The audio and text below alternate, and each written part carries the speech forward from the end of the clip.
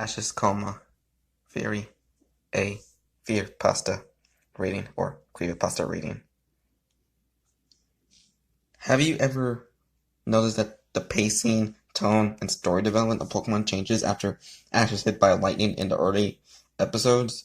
How Ash and his world are relatively normal until after that incident? I have a theory. The accident with the bike put Ash into a coma. Days later, he was found and hurried to the hospital and treated with heavy medications. This is why Team Rocket became less menacing. The medication took effect and stabilized his coma dreams so that instead of being terrified, they become idyllic. They allowed him to live out his Pokemon Master fantasies. After the beginning episodes, the series is the result of Ash's subconscious mind fulfilling his desires as well as attempting to escape reality. Should Ash realize he's in a coma, he would wake up and suffer brain damage, so he must take down all of his mental barriers one by one. If he can do that, he can come to grips with who he is and escape his coma, and further evidence comes from the realization that even through his journeys take him vast distances, he never usually travels by bike due to having developed a phobia of them.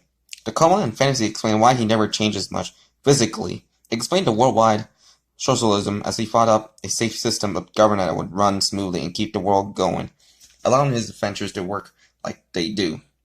It also explains how a child can go off on his own into a world full of dangerous and untamed animals. In addition, explaining why every town has the same police officer and every Pokemon Center has the same nurse. Joy and Jenny, who he knew from his hometown, they act as a safety net or anchor, allowing him to feel safe no matter where he goes. They represent stability. The professor represents Ash's ideals, which is why Gary became a professor. The fantasy also explains why every time he enters a new region that virtually no one has heard of him, despite his conquests, how else could Paul, the rival of the Sinnoh area, not love someone who plays in at least the top 16 of all three leagues and destroyed the Orange League and Battle Frontier?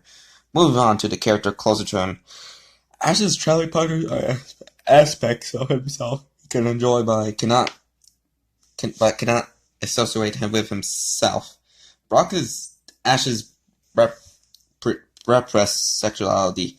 Ash fell into the coma a virgin and as such needed an outlet for his growing sexual frustrations. However, since he can never experience sex, Brock must never succeed. Brock's stay with Professor Ivy was an attempt by Ash's mind to suppress his sexuality. Brock isn't just a protection of Ash's sexuality, but also a protection of Ash's fatherly instincts. He leaves his siblings to journey with Ash because he can't cope with having that much responsibility. You may notice that James got much more dialogue in this part of the series. Others is getting more touchy-feely with his Pokemon and explaining much of his backstory. Ash didn't enjoy this much, which is why Ash returns, horrified, and refuses to speak about it. Ash's subconscious was expressing him at the time, so other than a general feeling of dread, he has no idea what happened. Further evidence of Brock being Ash's sexuality is that he keeps returning to the series after Ash meets a new female aspect of himself. Missy is the first such aspect we encounter, because she's the first in his merely an aspect of Ash are explanations as to why Missy plays such a prominent role in the show, but is only unattainable since he never really knew her before the coma. Since Missy is his initial love interest, if only subconsciously, he needed her to reach a certain level of womanhood. He felt that people could only have relationships after they've matured. In practice, however, he finds he can't cope with it, as he lacks real-world experience. He wants a normal, pushy, arrogant Misty he knew, who was not letting her keep Togepi. We can see this arc in a constant berating of his sexuality, but her eventually mellowing until she had faded into the background. Since Ash was quite attached to her, it was traumatizing. After this experience, anyone around him, failing to mature quickly, ends up leaving only for another. more naive villain to enter his life. Gary Oak is what Ash wants to be. He is wish fulfillment. He is wish fulfillment. He succeeded and didn't settle down to a normal life. Ash needs someone to succeed in his world, or he won't be able to validate it and will start questioning why he is where he is. It's a subconscious this trap to keep him from becoming too aware of his situation. His mind must have figured out that awareness of the coma would snap him out of it, so it took something the boy really loved and built a way out for him with it. However, Ash is too complacent to make a final stand and fight his way out of it, and cannot escape. This is why he keeps encountering legendary Pokemon. They're his mind's way of showing him he can do great things if he tries. It's a way to encourage him to push forwards.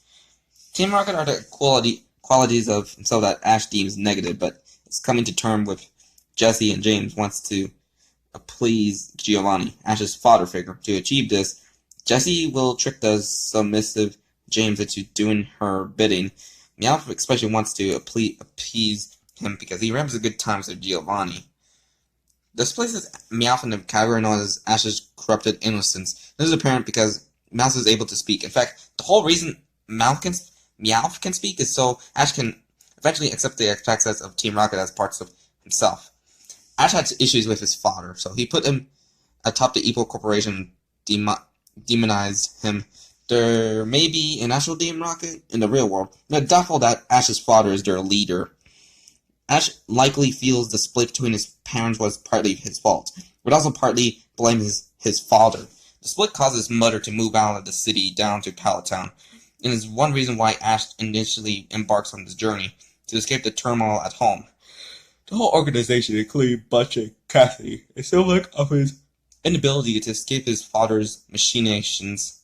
James implied homosexuality, which does not necessarily make Ash homosexual, and gullibility, while Jesse's vanity and manipulation, since Meowth has a potential for rehabilitation and doesn't want to be evil. This once again fits with the conflicting personalities and demonized self-theory.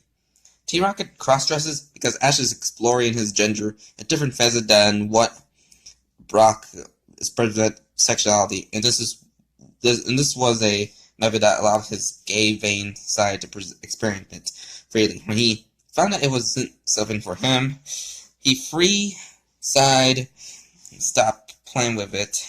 Max came with May. He played the ego and she played the id. With great aspirations in that session. They were for a little while, but with Ash being a teenager, his sexuality had to come back into play. He kept reinventing himself and eventually wrote new aspects, but his mind slowly brought the old ones back as a crutch to make the transition easier. Dawn is Ash giving himself a chance to love, since he already established Missy as someone he's not likely to go anywhere with. He created a new super female, one that was more like him and less violent. You may know that while May and Missy had no tolerance for Brock's behavior, Dawn seems to try to shrug it off. Tracy, the breeder, was a possible future for Ash that he discarded. The future was one that he sent him off to work for the Possessor. Ash's ultimate ideal of a father figure. When Tracy disrupted the dynamic Ash had with his other possibilities, with Ash's mind fighting the Coma and Ash viewing the person as a companion, Tracy was quickly replaced with a more threatening rival. Pikachu represents Ash's humanity. This explains the episode where they get separated and Ash desperately wants to find him, and even to the point of working with Team Rocket expects of himself he would never normally associate with, but for some reason cannot. Team Rocket wants to seal Pikachu and hand him over to Giovanni. Jesse and James will always oppose Ash because he is terrified of the thought of his humanity lying in the hands of his father. However, this is the same reason he will work with those access on himself in order to save his humanity. Ash couldn't evolve Pikachu because that would mean challenging his concept of who he was, which was something he wasn't comfortable with while still working through his original issues. The narrator is Ash's higher mind, recapping and explaining the progress he's made in the tribulations he will face, allowing insight into how to best awaken him. Team Rocket's methods gradually become more and more ludicrous because Ash is only a child dreaming these things up. That is why Team Rocket's disguises are always believed. He knows it's them, at least on a subconscious level, but chooses to ignore it so he can better himself. In the sense that the Ash who wants to escape is sabotaging the Ash he wants to stay lost with his mind, so that there can be more conflict and hopefully and eventually escape. The escape is a consequence of coming to terms with who he is. As mentioned previously, Team Rocket are a measure to Ash to deal with grounds. He's uncomfortable with tackling his own. You may recall that early in the show, there were animals and references to animals. For example, the fish in the aquarium or the city gym, or that Pokedex was pictured as rat-like. These animals don't matter to Ash's psyche, so they won't come into play much. If Ash loves puppies, everything would be about different breeds of dogs and the dog fighting circuit, but as the series goes on, you see fewer realistic animals and more Pokemon. This could be a sign of Ash's mind deteriorating. As he's in the Coma, he's losing concept of some animals and machinery and replacing it with Pokemon. You can explain things like electric Pokemon working as power generators. These are signs that his memory of the old world is slipping more and more as time goes by. The Pokemon realm will be idealized continuously the longer he has no stimulus from the real world.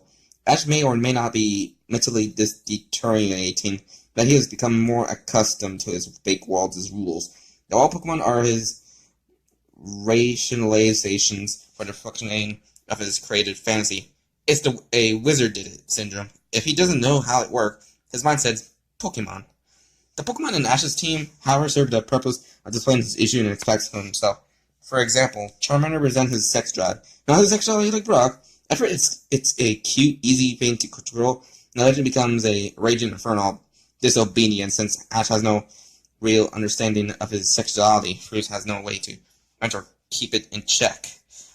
Bulbasaur was his willingness to change, reflecting in when it declines to evolve, and almost decided to stay behind unless he battled it. Or was his willingness to follow the lead of others, as evidenced by the gang it ran with. Even if he ran the gang, they were viewed as one group, and Ash's subconsciousness gave him the strongest one. Butterfree was his crushing loneliness, which he dealt with when he released it to join a flock. His bird types are his recklessness, always willing to sacrifice something at a moment's notice for the win. When, as his training Pokemon, it's an attempt to push his own problems away on someone else. However, he realized that this usually trades back very quickly. Not only are Ash's Pokemon a manifestation of different parts of himself, the Pokemon other trainers are as well. Coven and Ekans were symbolic of Team Rocket's willingness to change, hence their evolutions. Once his mind was able to overcome that roadblock and allowed him to change once, it gave him the chance to truly change. The interesting note is that Pidgeotto is a radiation, a Pokemon like Gravelcop before they met. Even Ash would become suspicious if everyone he met had no carrying over Pokemon from previous places he had been to. Other trainers are more direct forms of his issues, ones he must neither come to terms with or outright surpass. Gym leaders are more permanently expressive of his personality. With each Pokemon being stronger than the last to display a level of skill, he can only be capable of it if he gave it into it. In fact, he's doing battle with a part of him that he would rather not have in control. Originally, Ash had the battles, which evolved into team battles and contests. The explanation for this is that his issues become more and more complicated, and the means of dealing with them needing to become more complex. The fact that he uses issues he has already dominated to win is a sign he's growing stronger. Ash uses his Pokemon because his mind is forcing him to get go all of them. The second he raises a overpowered team, Dermot comes up, and after finding his way through it, he has to go to a new land or for new challenges. However, with an overpowered team, there won't be any challenges or any way to motivate him further. Yash that wants to stay in the Coma and keep journaling hands his solved issues over to Professor Oak so he can continue and overcome the unresolved ones that this is essentially his mind forcing him to deal with his issues. Ash's rivals in the Elite Four are ultimately the strongest part of this cycle, having Pokemon that are essentially godlike. They represent both what can be attained and what is unattainable. Ash's rivals are all possible futures he envisions for himself. Note they are all older than him. There's an interview with Gary Oak, someone Ash knew from real life and built up into a sort of god within its mind. However, Gary progressed and changed to suit Ash's vision of himself and his ultimate desire. Which is ended on into a possessive role after being in the Elite Four. With Gary Oak in retirement, his mind needed a new rival for him. Chose the births of Richie, the good ex of his robbery, and Paul. Paul was his mind's last-ditch efforts of him to snap him out of it. To force Ash to actually come to terms that this perfect world is not the best option or path to waking up. Paul is Ash's shadow, one that wants to push on even harder and harder. He is the part of Ash that will stop at nothing to escape the Coma world. Mewtwo is a new form of treatment, done with electrical impulses and machine to know Ash out of it, taking down every last one of his mental guards. The original Pokemon is in the movie. In Ash's mind, Mewtwo and his clones were, in the real world, the treatment for the mental safeguards that were protecting Ash and keeping him comatose, the Pokemon of his world.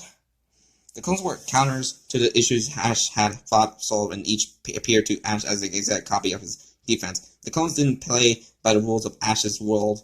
They didn't use any special attacks or moves. They just beat down their counterpart through brute strength. The treatment was working. There were side effects. Electric jolts were beginning to affect Ash's nervous system. If the treatment continued, he would be paralyzed. His mind manifests this in the dream world by petrifying him, where it is not for the end of the treatment by Ash's mother, who knew her son wouldn't want to live in the world he couldn't explore. Ash would have remained as stone forever. After this, Ash needs to recover from the damage caused by the electric therapy. In order to reduce the danger, Ash's consciousness fell from it. His subconscious began downplaying the effects in this world, which is why Pikachu's electric attacks, once noticed to their by Team Rocket, no longer have any effect on Ash, other than comic relief. If we could see, Ash may well have been trapped forever in this world. However, like every dream, like everything, there is a beginning and an end. What would happen if Ash never recovered? In his hospital room, we see Delia, obviously distraught. He's talking to a doctor with a grim look on his face. The man is saying their insurance is up, and the boy has had no change in brain activity in years. The shock of taking him off life support has a very small chance of awakening him. She tearfully agrees. Back in Ash's world, he has finally defeated the Elite Four, and one by one, the people around him disappear. Eventually, everything is black. He comes dashing toward him, glowing brighter and brighter in the darkness. Eventually, he reaches Ash, and the two embrace one last time. In the hospital room, his life signs fading. Ash mutters his final words. I want to be the very best. He will never die. He will die never having known his dream, except as thought not but a dream. When he came back to reality, he knew it all for the lie it was. He knew it as his imagination, knowing that all his ambitions and friends were nothing. He will let go. As he uttered his final words, he barely opened his eyes and sees the silhouette of his mother, her face hidden by her hands, wiping away tears. They make eye contact, and one final realization fills him before he loses all strength. He sees that his mother was holding out hope that he recover all that time. He sees her and finds that her hope had been broken, and she come to the realization that she outlived her only child. He dies knowing that he is loved, but that it means the one person closest and most real to him is clearly crushed. Still, there are other possibilities. The fountain of time flows in mysterious ways. One could not go back against the current, such as Gatsby. However, one could never see what is waiting for him downstream. Ash finally defeats Lance, only to be confronted by not Gary Oak, but a mute mirror image of himself. The voice of the narrator speaks to him, telling me that now he can finally escape the prison of his own mind. One by one, his friends appear and melt away into more copies of himself, cheering on. After a long, tough battle against himself and the sessions of all his Pokemon he had ever befriended, he jolts awake. In his hospital room, he sees his parents asleep. He finds himself unable to speak. Ash pushes forward toward his recovery. He goes through physical therapy, training harder and harder with rehabilitative Pokemon until he can walk on his own again. This time, an older and wiser Ash sets out on a journey. Just like last time, he's late getting to Professor Oak's laboratory when there's only one Pokemon left. He suddenly recalls all of his memories of his life and realizes all of his friends are gone forever. As he sets out with his new companion, he finds the world is darker than he imagined, more real. Pokemon and people died. He too has aged. He vows to become the Pokemon Master he dreamed he was. He vows to himself. He vows to them. I will be the very best. So that was Ash's Coma theory, a theory slash creepypasta story.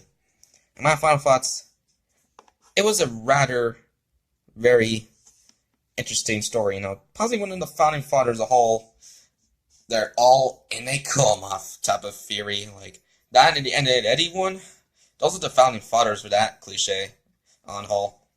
You know that show you love? It's all in the it's all just a coma or dream or whatever it is for that one character.